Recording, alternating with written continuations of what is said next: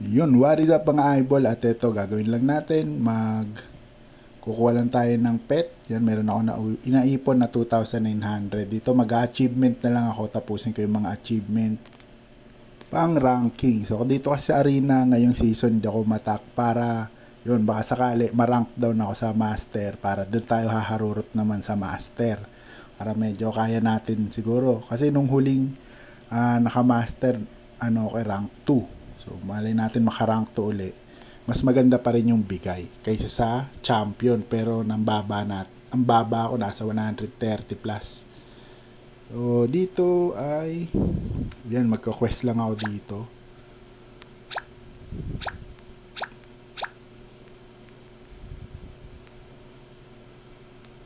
Yan, dito quest lang.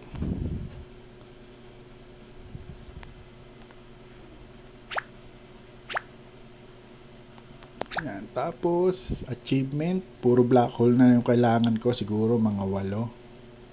Sa season pass makikita natin yung achievement.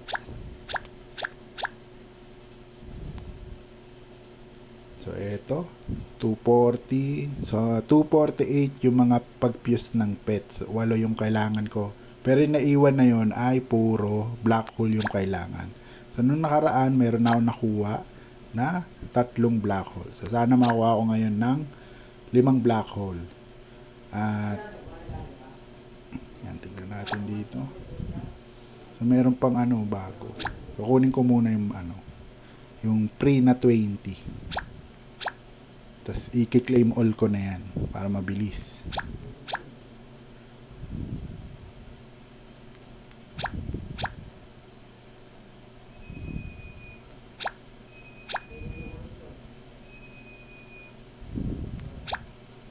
Yan, plus 20.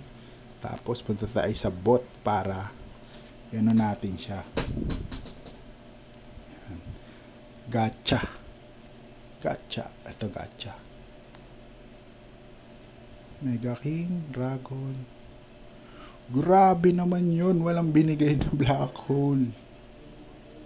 Grabe naman. 2,900. Walang black hole.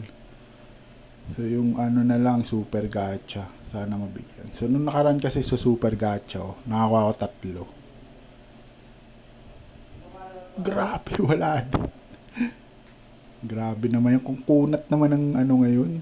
Black hole.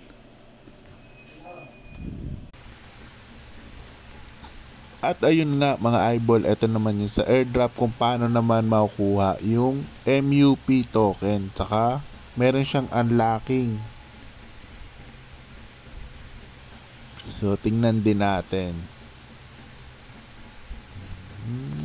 Okay, MUP airdrop. So April 15. So palagay ko ito yung sa claiming April 15. Ang token distribution naman, ang player airdrop 100 billion, 18% nun. Sa player holder airdrop 1.82%. At saka Sopon node holder. Ito yung sa yung mga nag-participate sa Sopon network. So, hindi tayo dito nakasali. Yung nalaman ko na to, yung naglabas si Sopon ng Animix. So dito tayo nakaumpisa. Total 118.25 billion MUP. So 21% supply. So parang nasa 600 billion yung total supply ng MUP. And distributed to the community in season 1. Player airdrop was eligible yung created pets, mga nagko-combine, completed mission at quest. So siyempre mga nag-repair. Tapos yung mga sumali sa rank mode, yung sa arena. So dapat din para maging eligible naman tayo, yun naka-bound yung wallet. So pag sa mga hindi pa nakapag-bound dito, yun mga eyeball, babound yung wallet niyo.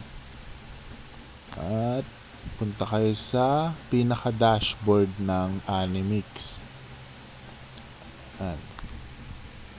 Tapos dito susulat nyo lang ito slash tapos address. Yan, address space Tapos dito, copy nyo yung address ng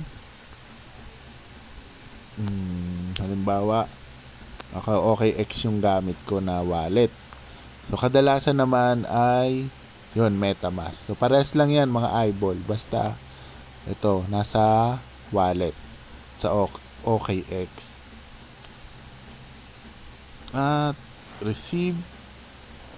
Yan, piliin lang natin kahit yung Ethereum.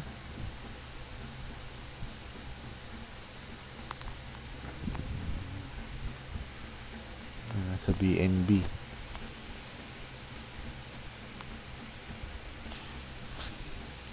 Yan, para di lang kayo malito.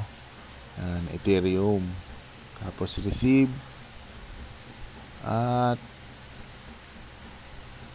yan, copy. Tapos lagay nyo dito. Yan, tapos enter. Alright, eto na. Naka-bind na yung wallet natin dito sa Animix. Tapos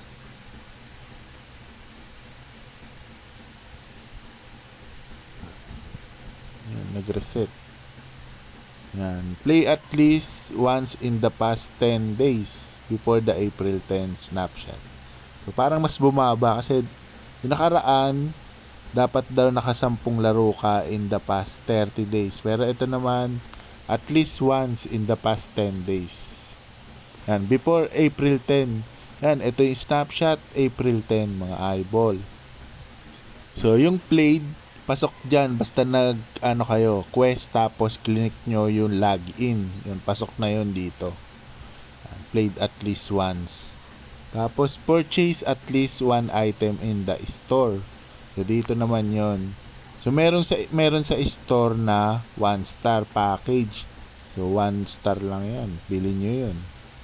So, punta tayo dito naman. Yan, ito yung store. Yan. Punta kayo sa store.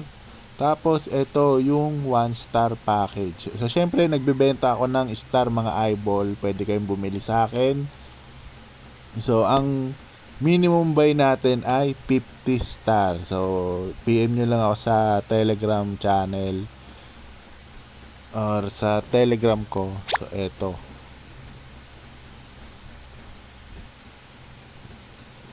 Yan, hanapin nyo lang to. Yan, PM nyo ako at MikeLemuel123.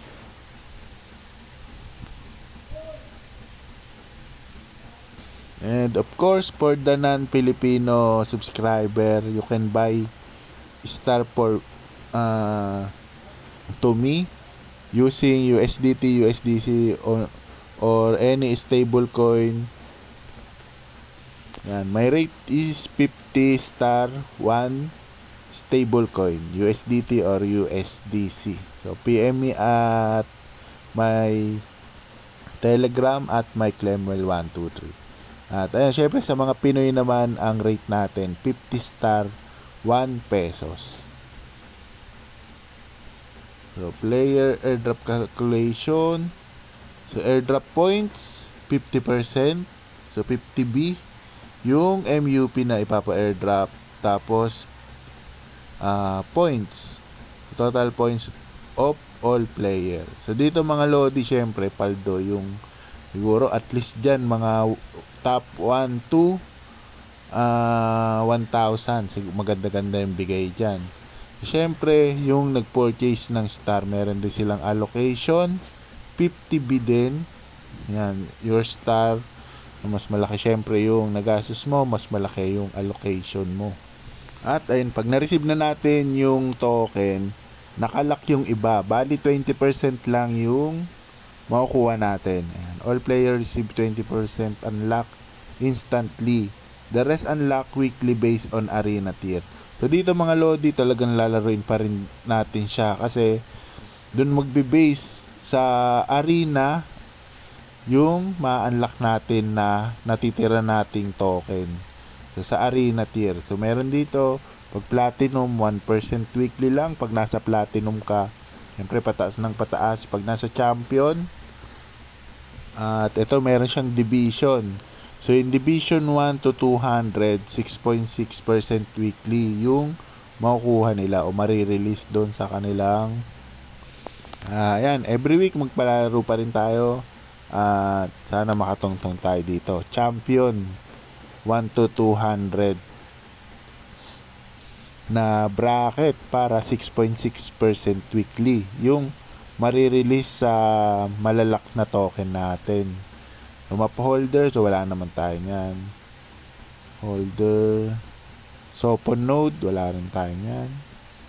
At eto na, remaining map holder, so iba din yung kanilang unlocking. April 10 snapshot mga eyeball, so bilhin na kayo ng yun, kailangan nyo ng yung tatlo lang naman dyan. Mag-bind kayo ng wallet, mag-game kayo at least one every 10 days. So yung login pa lang sa mission, pwede na yun. Consider na yun na nag-play kayo. At yung isa naman ay kailangan yung bumili ng at least isang package dun sa store. So meron dun na 1 star. So ayun nga, sabi ko kanina, nagbebenta tayo ng star. PM nyo lang ako. At eto na. So mare-reset yung ating mga points. So player points reset to 10,000 na lang. So maging 10,000. All pets, DNA and clan are cleared. So mawawala din yung mga pet natin. Player receive 3 pets plus 100 DNA. Sa season 2 na to mga eyeball. So April 10, snapshot and reset na. So magkano naman tayo? Mag season 2 na to. Galaxy season pass remain. Tapos ito April 11 season 2 na, magla-launch na. So di yung season 12 sa 10 mag-uumpisa yun mga eyeball sa 10. Ito na. Yung season 12 ito yun. So April 11 season 2 launch, season 2 begins. Player start unlocking season 1 reward. So yun na nga. Tapos mag-iipon syempre ulit tayo ng points for season 2 airdrop naman. So habang nag-unlock daw tayo ng mga token natin, nag-iipon na tayo ng points para sa airdrop season 2. So double purpose yung season 2 nila. Unlocking tsaka stock ng points para sa airdrop season 2. April 15, yan, season 2 gameplay begins. Player can redeem season 1 token. Continue earning season 2 airdrop points. So unlock your season 1 airdrop.